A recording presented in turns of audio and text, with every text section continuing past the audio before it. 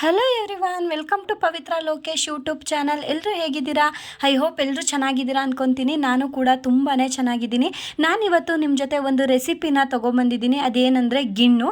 ನಾನು ಊರಿಂದ ಗೀಬಲ್ನ ತೊಗೊಬಂದಿದ್ದೆ.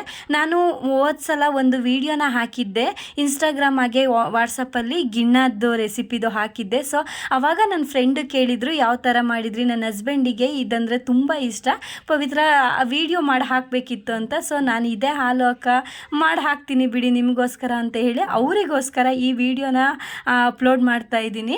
ಸೊ ಮೊದಲಿಗೆ ನಾನು ಒಂದು 3/4 ಲೀಟ್ರ್ ಆಗುವಷ್ಟು ಹಾಲನ್ನ ತೊಗೊಂಡಿದ್ದೀನಿ. ಅದಕ್ಕೆ ಒಂದು 1/4 ಕಪ್ ಆಗುವಷ್ಟು ಗೀ ಬಿತ್ತು. ಸೊ ಅದನ್ನು ಮಿಕ್ಸ್ ಮಾಡಿ ಅದಕ್ಕೆ ಎಷ್ಟು ಬೇಕೋ ಅಷ್ಟು ಸಕ್ಕರೆನ ಹಾಕಿ ಚೆನ್ನಾಗಿ ಮಿಕ್ಸ್ ಮಾಡಿ ಸ್ವಲ್ಪ ಏಲಕ್ಕಿ ಪೌಡರ್ ಕೂಡ ಹಾಕಿದ್ದೀನಿ, ಫ್ಲೇವರ್ ಚೆನ್ನಾಗಿರುತ್ತೆ ಅಂತ ಹೇಳಿ. ಸೊ ಅದೆಲ್ಲ ಆದಮೇಲೆ ಚೆನ್ನಾಗಿ ಮಿಕ್ಸ್ ಮಾಡಿದ್ಮೇಲೆ ಸಕ್ಕರೆ ಕರಗಿದ್ಮೇಲೆ ಸ್ವಲ್ಪ ಟೇಸ್ಟ್ನ ನೋಡಿಕೊಂಡೆ. ಟೇಸ್ಟ್ ಕೂಡ ತುಂಬ ಚೆನ್ನಾಗಿತ್ತು. ಅದಾದಮೇಲೆ ನಾನು ಸ್ವಲ್ಪ ಟ್ರಯಲ್ ಅಂತ ಯಾವಾಗಲೂ ಒಂದು ಲೋಟಕ್ಕೆ ಹಾಕಿ ನೋಡ್ತೀನಿ. ಹಾಗೆ ಈಗಲೂ ಕೂಡ ಒಂದು ಟ್ರಯಲ್ ಮಾಡಿ ನೋಡೋಣ ಅಂತ ಲೋಟಕ್ಕೆ ಹಾಕಿ ಕುಕ್ಕರಿಗೆ ಸ್ವಲ್ಪ ನೀರನ್ನ ಹಾಕಿ ಅದರಲ್ಲಿಟ್ಟು ಒಂದು 2 ವಿಷಲ್ ಕೂಗಿಸ್ಕೊಂಡ್ರೆ ಸಾಕು. ಲೋಟ ಆಗಿರೋದ್ರಿಂದ 2 ವಿಷಲ್ ಸಾಕು. ಸೊ ಹಾಗಾಗಿ ನಾನು ಅದಕ್ಕೆ 2 ವಿಷಲ್ ಕೂಗ್ಸೋಣ ಅಂತ ಗ್ಯಾಸ್ ಕಚ್ಚಿ ಇಟ್ಟೆ. ಸೊ ಅದಾದಮೇಲೆ ನಾನು ಈ ಕಡೆ ಈ ಗಿಣ್ಣಕ್ಕೆ ರೊಟ್ಟಿ ಕಾಂಬಿನೇಷನ್ ತುಂಬಾ ಚೆನ್ನಾಗಿರುತ್ತೆ. ಸೊ ಹಾಗಾಗಿ ರೊಟ್ಟಿನ ಮಾಡ್ಕೊಳ್ಳೋಣ. ಹಾಗೆ ನನ್ನ ಫ್ರೆಂಡ್ನ ಕೂಡ ಬರೋಕ್ಕೆ ಹೇಳಿದ್ದೆ. ಸೊ ಅವರು ಕೂಡ ಬರ್ತೀವಿ ಅಂತ ಹೇಳಿದರು. ಸೊ ಅವ್ರಿಗೂ ಆಗುತ್ತೆ ಅಂತೇಳಿ ರೊಟ್ಟಿ ಮಾಡ್ಕೊತಿದ್ದೆ. ಮೊದಲಿಗೆ ನಾನು ಅನ್ನ, ಉಪ್ಪು ಮತ್ತು ಹಿಟ್ಟನ್ನ ಹಾಕಿ ಚೆನ್ನಾಗಿ ಮಿಕ್ಸ್ ಮಾಡಿಕೊಂಡೆ. ಈ ಕಡೆ ಕುಕ್ಕರ್ ವಿಷಲ್ ಕೂಡ ಆಯಿತು. ಚೆನ್ನಾಗಿ ಮಿಕ್ಸ್ ಮಾಡಿಕೊಂಡು ಅದನ್ನು ಮಿಕ್ಸಿಯಲ್ಲಿ ಒಂದು 2-3 ರೌಂಡು ಹಾಕಿಸ್ಕೊತೀನಿ. ಊರ ಕಡೆ ಎಲ್ಲ ಕೈಯಲ್ಲೇ ನಾದ್ಕೊತಾರೆ, ಬಟ್ ನಾನು ಯಾವಾಗಲೂ ಮಿಕ್ಸಿನಲ್ಲೇ ಹಾಕ್ಕೊತೀನಿ, ತುಂಬ ಚೆನ್ನಾಗಿ ಆಗುತ್ತೆ ಅಂತ ಹೇಳಿ. ಸೊ ಮಿಕ್ಸಿನಲ್ಲೇ ಎಲ್ಲ ಹಾಕ್ಕೊಂಡು ಚೆನ್ನಾಗಿ ಹಿಟ್ಟನ್ನ ಹಾಕ್ಕೊಂಡು ಚೆನ್ನಾಗಿ ನಾದ್ಕೊಬೇಕು. ಚೆನ್ನಾಗಿ ನಾದ್ದಷ್ಟು ರೊಟ್ಟಿ ತುಂಬ ಉಪ್ಕೊಂಡು ಚೆನ್ನಾಗಿ ಬರುತ್ತೆ. ಸೊ ಹಾಗಾಗಿ ನಾನು ಕೂಡ ಚೆನ್ನಾಗಿ ನಾದ್ಕೊಂಡು ಅದಾದಮೇಲೆ ಒಂದು ಮೀಡಿಯಮ್ ಆಗಿ ಬಿಲ್ಲೆಗಳ ಥರ ಮಾಡಿಟ್ಕೊತೀನಿ. ಅದನ್ನು ಮಿಷಿನಲ್ಲಿ ಒತ್ತುತ್ತೀನಿ. ನಮ್ಮ ಅತ್ತೆ ಮನೆ ಕಡೆ ಎಲ್ಲ ಕೈಯಲ್ಲಿ ತಟ್ತೀವಿ, ಬಟ್ ಇಲ್ಲಿ ನನ್ನ ಮಿಷಿನ್ ಇದೆ. ಸೊ ಮಿಷಿನಲ್ಲೇ ಮಾಡ್ಕೊತೀನಿ. ನೋಡಿ ಈ ಥರ ಬಿಲ್ಲೆ ಮಾಡಿಕೊಂಡ್ರೆ ಆಯಿತು. ನನಗಂತೂ ಈ ರೊಟ್ಟಿ ಅಂದರೆ ಸಿಕ್ಕಾಬಟ್ಟೆ ಇಷ್ಟ. ನಮ್ಮ ಮನೇಲಿ ವಾರದಲ್ಲೊಂದು 2-3 ದಿನ ಮಾಡ್ತಾನೆ ಇರ್ತೀವಿ. ನೋಡಿ ಎಲ್ಲ ಬಿಲ್ಲೆನೂ ಈ ಥರ ಮಾಡಿ ಸೈಡಿಗೆ ಎತ್ತಿಟ್ಕೊಂಡಿದ್ದೀನಿ. ಅದಾದಮೇಲೆ ಈ ಕಡೆ ಕುಕ್ಕರು ಪ್ರೆಷರ್ ಕೂಡ ಆರೋಗಿತ್ತು. ಸೊ ಹಾಗಾಗಿ ಅದನ್ನು ಕೂಡ ತೆಗೆದು ನೋಡ್ತಾ ಇದ್ದೀನಿ. ನೋಡಿ ಎಷ್ಟು ಚೆನ್ನಾಗಿ ಬಂದಿತ್ತಂದರೆ ಪರ್ಫೆಕ್ಟಾಗಿ ಬಂದಿತ್ತು.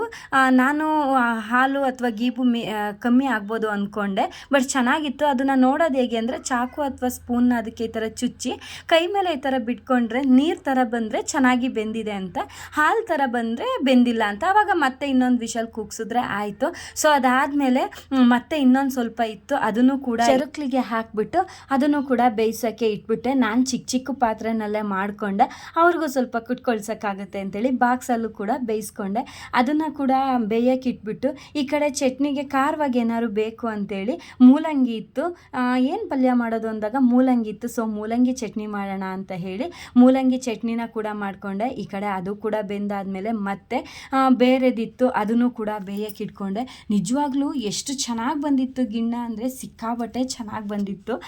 ನನ್ನ ಫ್ರೆಂಡ್ ಕೂಡ ಬಂದಿದ್ರಲ್ಲ, ಅವರು ಕೂಡ ತುಂಬಾ ಇಷ್ಟಪಟ್ಟರು. ತುಂಬ ಚೆನ್ನಾಗಾಗಿದೆ ಪವಿತ್ರ ಅಂತ ಹೇಳಿ ಸಿಕ್ಕಾಬಟ್ಟೆ ಖುಷಿಪಟ್ಟರು.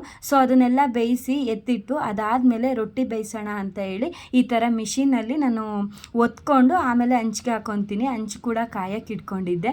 ಮಿಷಿನಲ್ಲಿ ಎಲ್ಲ ಒತ್ಕೊಂಡು ಅದು ಒಂದೊಂದಾಗೆ ಒತ್ಕೊಂಡು ಈ ಥರ ಹಂಚ್ ಮೇಲೆ ಹಾಕಿ 2 ಕಡೆನ ಬೇಯಿಸ್ಕೊತೀನಿ.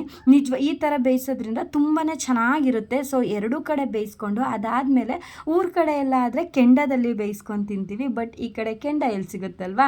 ಸೊ ಹಾಗಾಗಿ ಈ ಕಡೆ ಅದೇ ಥರ ಗ್ಯಾಸ್ ಮೇಲೇ ಈ ಥರ 2 ಕಡೆ ಸೈಡು ಹಾಗೆ ಸ್ವಲ್ಪ ಸುತ್ತ ಎಲ್ಲ ಚೆನ್ನಾಗಿ ಬೇಯಿಸ್ಕೊತೀನಿ. ನಾನು ಈ ರೊಟ್ಟಿ ಇದೆಲ್ಲ ಬೇಯಿಸ್ಕೊಂಡು ಅಷ್ಟರೊಳಗೆ ನನ್ನ ಫ್ರೆಂಡು ಅವ್ರ ಹಸ್ಬೆಂಡ್ ಕೂಡ ಬಂದರು. ಅವ್ರು ಬಂದಾಗ ವೀಡಿಯೋ ಮಾಡಲಿಲ್ಲ, ಅವ್ರು ಟಿಫನ್ ಹಾಕ್ಕೊಟ್ಟೆ.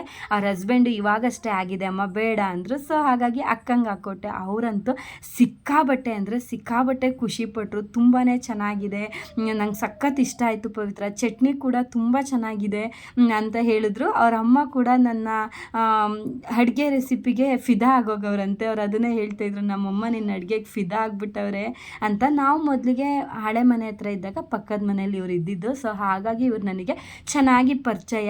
ನನ್ನ ಚಿಕ್ಕ ಮಗಳು ಸುದೀಕ್ಷಾ ಆವಾಗ ಒಂದು 6 to 7 ಮಂತ್ ಇದ್ಲು. ನನ್ನ ದೊಡ್ಡ ಮಗಳು ಸ್ಕೂಲಿಗೆ ಹೋಗ್ಬೇಕಾದ್ರೆ ಅವಳನ್ನ ಕರ್ಕೊಂಡು ಹೋಗೋಕ್ಕಾಗ್ತಿರ್ಲಿಲ್ಲ ಅಂತ ಹೇಳಿದಾಗ ಪಾಪ ಅವರೇನೆ ಅವ್ರ ಮನೇಲೇ ಇಟ್ಕೊಂಡು ನಾನು ಸ್ಕೂಲ್ಗೆ ಬಿಟ್ಟು ಬರೋವರೆಗೂ ಅವರೇ ನೋಡ್ಕೊಂಡಿದ್ರು. ನನಗಂತೂ ಸಿಕ್ಕಾಬಟ್ಟೆ ಎಲ್ಪ್ ಮಾಡಿದ್ದಾರೆ ಅವರು. ನಿಜವಾಗ್ಲೂ ನಾನು ಸ್ಕೂಲಿಂದ ಕರ್ಕೊಬರ್ಬೇಕಾದ್ರೆ ಮತ್ತು ಬಿಡಬೇಕಾದ್ರೆ ಎರಡೂ ಟೈಮು ಅವ್ರನ್ನ ನೋಡ್ಕೊಂಡಿದ್ದಾರೆ. ಸೊ ಅದಾದಮೇಲೆ ಅವರು ಎಲ್ಲ ತಿನ್ಕೊಂಡು ಅವರು ನಾನು ಗಿಣ್ಣ ಬೇಯಿಸ್ಕೊಟ್ಟಿದ್ದ ಖುಷಿಗೆ ನನಗೆ ಈ ರಿಂಗ್ನ ಗಿಫ್ಟಾಗಿ ಕೊಟ್ಟರು. ನಿಜವಾಗ್ಲೂ ಎಷ್ಟು ಖುಷಿ ಆಯ್ತಂದರೆ ಅವ್ರ ಈ ಪ್ರೀತಿಗೆ ನಾನು ಯಾವಾಗಲೂ ಚಿರಋಣಿಯಾಗಿರ್ತೀನಿ. ನಿಜವಾಗ್ಲೂ ಯಾರು ಈ ಥರ ಬರೀ ಒಂದು ಗಿಣ್ಣಗೆ ಒಂದು ರಿಂಗ್ನ ಗಿಫ್ಟ್ ಕೊಡ್ತಾರೆ ಅಂದರೆ ನಿಜವಾಗ್ಲೂ ನನಗಂತೂ ಅವ್ರು ಕೊಟ್ಟಿದ್ದ ಗಿಫ್ಟು ಎಷ್ಟು ಖುಷಿ ಆಯ್ತಂದರೆ ಆ ಖುಷಿನ ಹೇಳೋಕ್ಕೆ ಆಗ್ತಿರ್ಲಿಲ್ಲ. ಅವ್ರಿಗೂ ಅಕ್ಕ ಯಾಕಕ್ಕ ಇದೆಲ್ಲ ತಂದಿದ್ದೀರಾ ಅಂದರೆ ನಿಜವಾಗ್ಲೂ ಪವಿತ್ರ ನಾನು ಹೇಳಿ ಇಷ್ಟಪಟ್ಟ ತಕ್ಷಣ ನೀನು ಬೇಯಿಸಿ ಗಿಣ್ಣುನ ಬೇಯಿಸಿ ರೊಟ್ಟಿ ಮಾಡಿ ಚಟ್ನಿ ಮಾಡಿ ನಮ್ಮನ್ನು ಕರೆದು ಊಟ ಹಾಕಿದೆಯಲ್ಲ ಅದಕ್ಕೆ ನೀನು ಇಟ್ಕೊಮ್ಮ ಅಂತ ಹೇಳಿದ್ರು. ನಿಜವಾಗ್ಲೂ ನನಗೆ ಸಿಕ್ಕಾಬಟ್ಟೆ ಖುಷಿ ಆಯಿತು. ಅದಾದಮೇಲೆ ಅವರು ಮೆಸೇಜ್ ಮಾಡೋ ಕೂಡ ಹೇಳಿದ್ರು, ನಿಜವಾಗ್ಲೂ ಪವಿ ಗೋಲ್ಡ್ ರೇಟ್ ಕಮ್ಮಿ ಇದ್ದಿದ್ರೆ ನಿಂಗೆ ಗೋಲ್ಡ್ ರಿಂಗೇ ಕೊಡ್ತಿದ್ದೆ, ಅಷ್ಟು ಚೆನ್ನಾಗಿತ್ತು ಗಿಣ್ಣ ರೊಟ್ಟಿ. ನಮಗಂತೂ ಸಿಕ್ಕಾಬಟ್ಟೆ ಇಷ್ಟ ಆಯಿತು. ನಮ್ಮ ಹಸ್ಬೆಂಡು ಅಷ್ಟೇ ಸಿಕ್ಕಾಬಟ್ಟೆ ಚೆನ್ನಾಗಿದೆ ಅಂತ ಸಿಕ್ಕಾಬಟ್ಟೆ ಖುಷಿ ಪಡ್ಕೊಂಡು 2 ದಿನ ಫ್ರಿಜ್ಜಲ್ಲಿ ಇಟ್ಕೊಂಡು ಅವರೇ ತಿಂತಾಯಿದ್ರು ಅಂತ ಫೋನ್ ಮಾಡಿ ಕೂಡ ಹೇಳಿದ್ರು. ನಿಜವಾಗ್ಲೂ ಅದನ್ನು ಕೇಳಿ ನನಗೆ ಸಿಕ್ಕಾಬಟ್ಟೆ ಖುಷಿ ಆಯಿತು. ಸೊ ಅವರು ಕೂಡ ಇವಾಗ ಹೊರಟರು. ಸೊ ವಿಡಿಯೋ ಇಷ್ಟ ಆದರೆ ದಯವಿಟ್ಟು ಲೈಕ್ ಮಾಡಿ, ಹಾಗೆ ವಿಡಿಯೋ ಹೇಗಿತ್ತು ಅಂತ ದಯವಿಟ್ಟು ಕಮೆಂಟ್ ಸೆಕ್ಷನಲ್ಲಿ ತಿಳಿಸಿ. ಹಾಗೆ ಯಾರೆಲ್ಲ ನನ್ನ ಚಾನಲ್ನ ಸಬ್ಸ್ಕ್ರೈಬ್ ಮಾಡ್ಕೊಂಡಲ್ಲೇ ನೋಡ್ತಿದ್ದೀರೋ ದಯವಿಟ್ಟು ಸಬ್ಸ್ಕ್ರೈಬ್ ಮಾಡ್ಕೊಳ್ಳಿ. ಹಾಗೆ ಪಕ್ಕದಲ್ಲೇ ಕಾಣೋ ಅಂಥ ಬೆಲ್ ಐಕನ್ನ ಕ್ಲಿಕ್ ಮಾಡಿ ನಾನು ಮಾಡೋ ಅಂಥ ವಿಡಿಯೋದ ಮೊದಲನೇ ನೋಟಿಫಿಕೇಷನ್ ನಿಮಗೆ ಬರುತ್ತೆ. ಸೊ ವಿಡಿಯೋಲಿಗೆ ಎಂಡ್ ಮಾಡ್ತಾ ಇದ್ದೀನಿ. ಮತ್ತೊಂದು ವಿಡಿಯೋದೊಂದಿಗೆ ಸಿಗ್ತೀನಿ. ಬಾಯ್.